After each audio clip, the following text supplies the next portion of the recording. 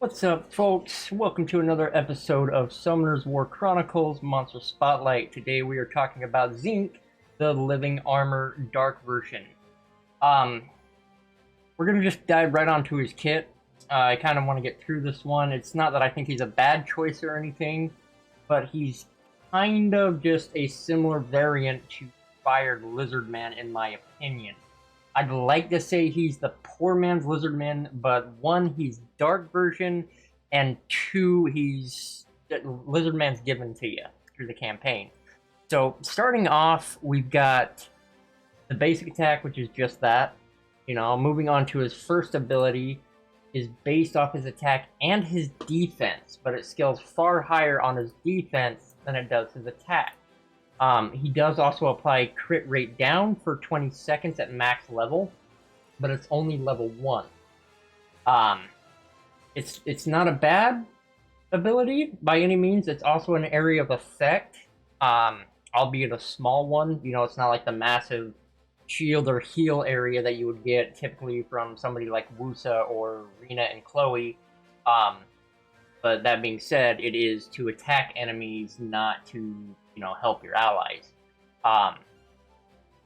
His second ability is also based off defense, and it does apply attack down and block beneficial, anywhere from a 55% chance to a 75% chance, as it does strike 3 times, and it does actually deal quite a bit of damage. Given that they're not guaranteed, that's fine because he does attack the target 3 times with that, so especially at max level, you're more often than not going to actually get that off so long as you have the accuracy to back it up. Like I said, I don't think this guy's a bad choice by any means, being that he is a dark version as opposed to some like fire. He's not going to have that negative to affinity in most places. But on that same hand, he also doesn't get the positive. So I have a hard time when it comes to light and darks, even with Lynn, who I love so much, as y'all know. If you're regulars to my Twitch or YouTube channel, I often defer to Lynn for my standard benchmark test in terms of boss DPS especially. His runes, you're definitely going to want defense. Like, you don't really need the attack per se unless you want to focus maximum output on damage, which isn't necessarily his main priority with the debuffs that he does. Yes, you are going to want damage from him, but pairing him with somebody that gives cooldown reduction like Kona or Tion, you're not going to have to worry about basic attacks as much.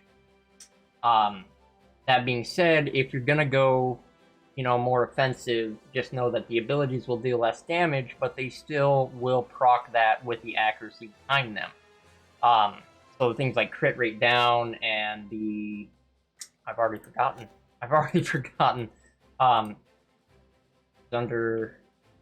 Remove that. Crit rate down, attack down, and block beneficial. You're gonna need the accuracy behind those attacks in order to land those debuffs if they do proc, and they will proc at one point or another.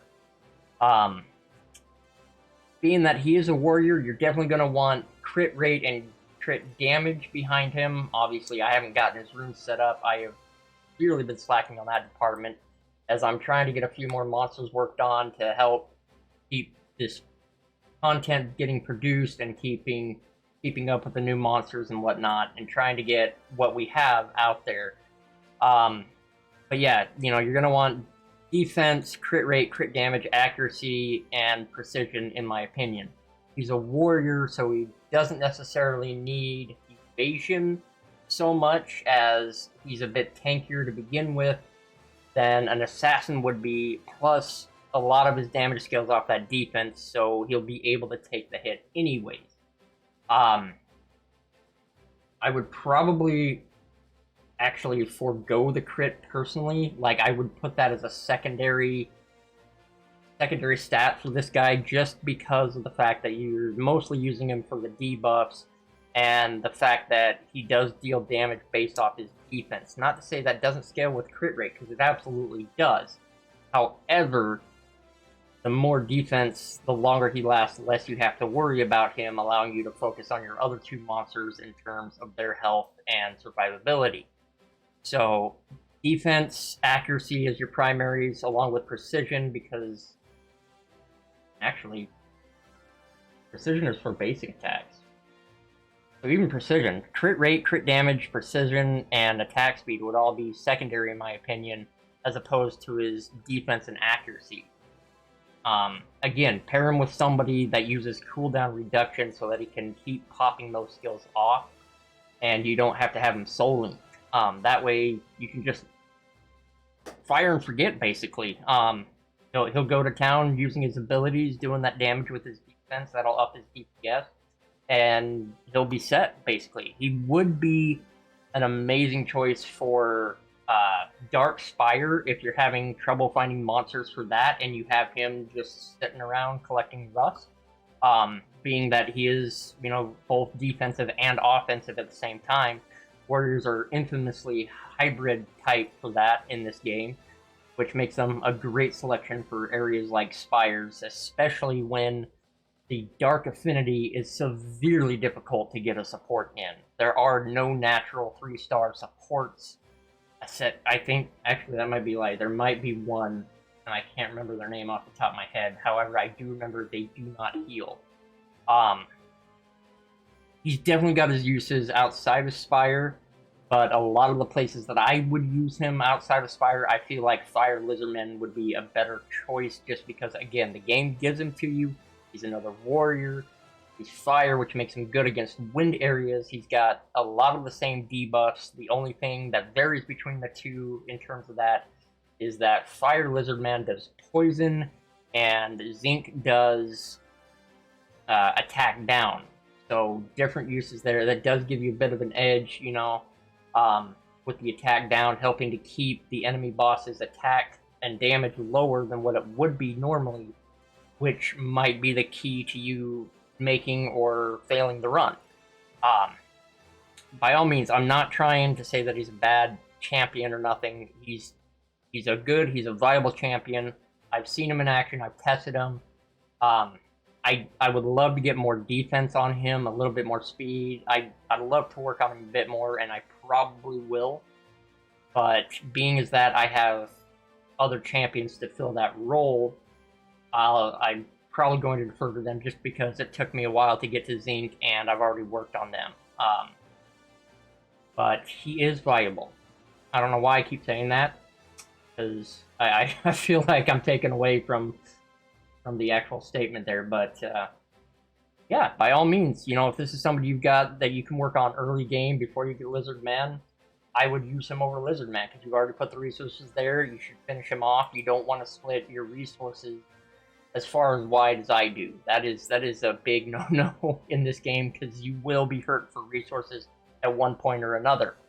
Other than that, I don't really have much to say on him. So that's going to tie up the video. Remember, my Twitch is in the link below if you want to catch me live any day of the week. I'm on more often than not. Noon Central is my standard time for going live. During the holidays, there are some delays and some days that I won't be on, especially because I'm working through the holidays. And if you want to help support the channel, help me get these monsters out a bit faster and get them, up to speed and to a point where I feel like I can do a video on them a little bit better. My PayPal is in the description below. And I'd also like to know your thoughts and who you'd like to see next. This video actually comes from a commenter on the previous video. I forget his name because I'm a terrible human about that sort of thing. So I hope you're happy with it. Again, if I get those 5 stars you recommended, I'll certainly work on them and get to it. But as it is, I pulled 4 5 stars in the last 2 days, and they've actually all been fire. And not a one of them was one that you wanted to see. So my apologies to that, but you can blame the RNG gods for that. Other than that, y'all stay frosty out there. Have a great night, great day, great afternoon, wherever you may be. Enjoy the holidays.